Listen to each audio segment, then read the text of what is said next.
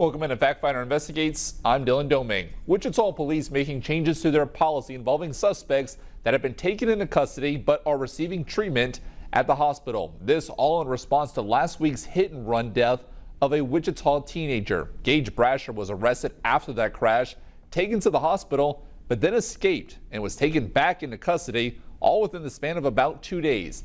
And as investigator Brock Wilson explains, Wichita police updating their department policy to make sure this never happens again.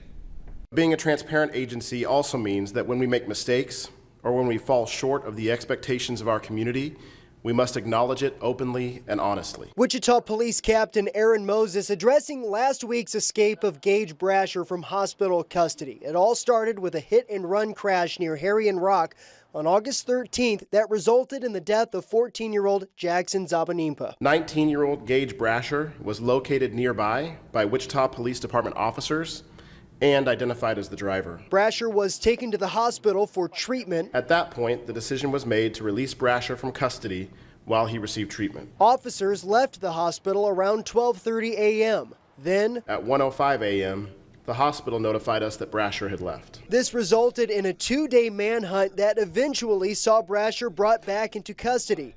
Now, Captain Moses admitting to this oversight by the police department. It became clear that existing policy did not provide adequate guidance for field supervisors regarding suspects requiring hospitalization. So they're making some policy changes, including a clear presumption that a guard will be placed on any hospitalized suspect arrested for serious offenses, including murder, attempted murder, rape, aggravated battery, sexual assault of a juvenile, or any case where the suspect poses a threat to public safety. So I asked Captain Moses, in hindsight, was it a mistake leaving Gage Brasher unguarded that night?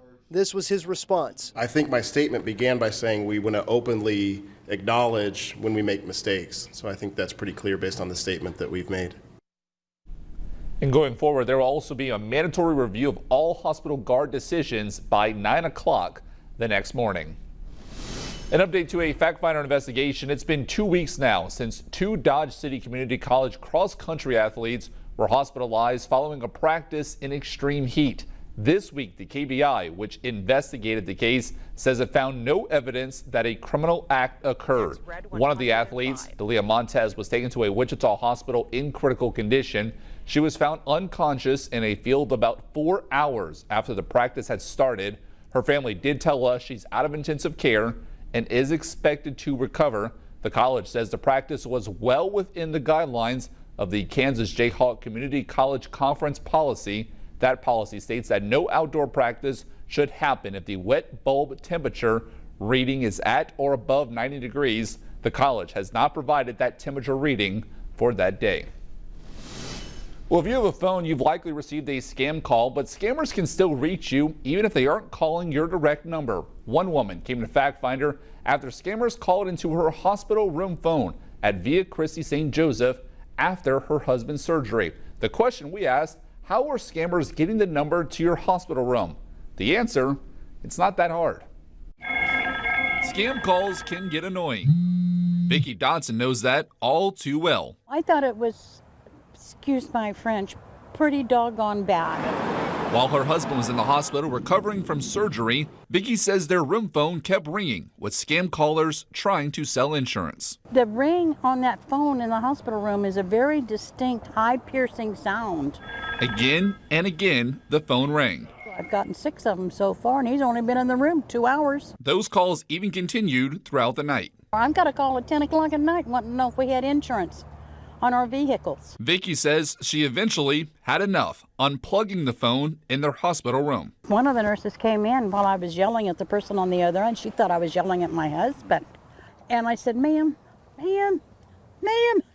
would you please just shut up and listen? I said, you're calling a hospital room in a hospital. Why are you calling here?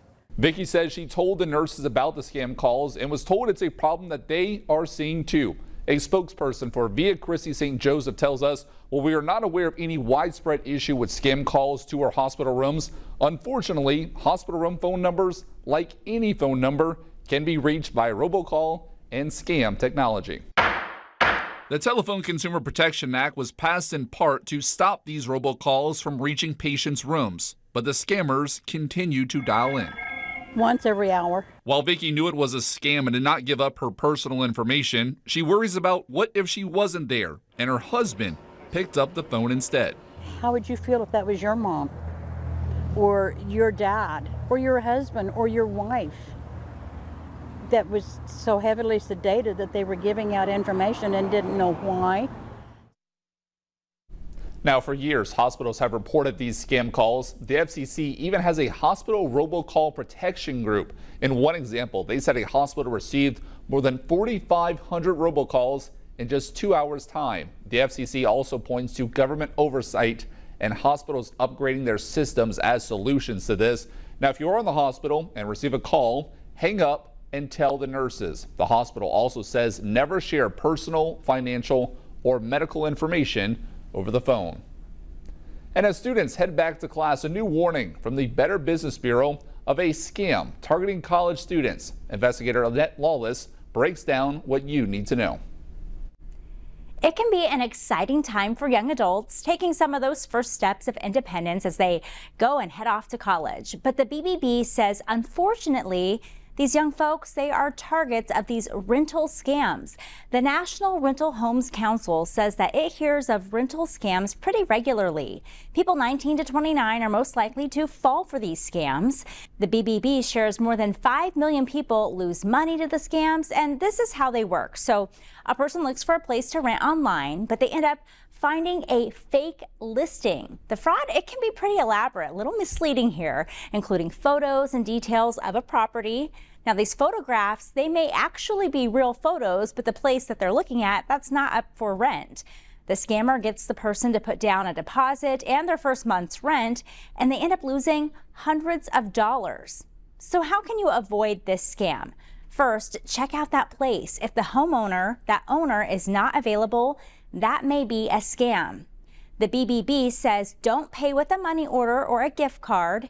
And if the rental rate is a bit too low, seems too good to be true, it may be in fact a fake listing. The good news is that most people realize these are fake listings, but of those who do fall for them, many lose up to $1,000. Still, do a little research before you rent.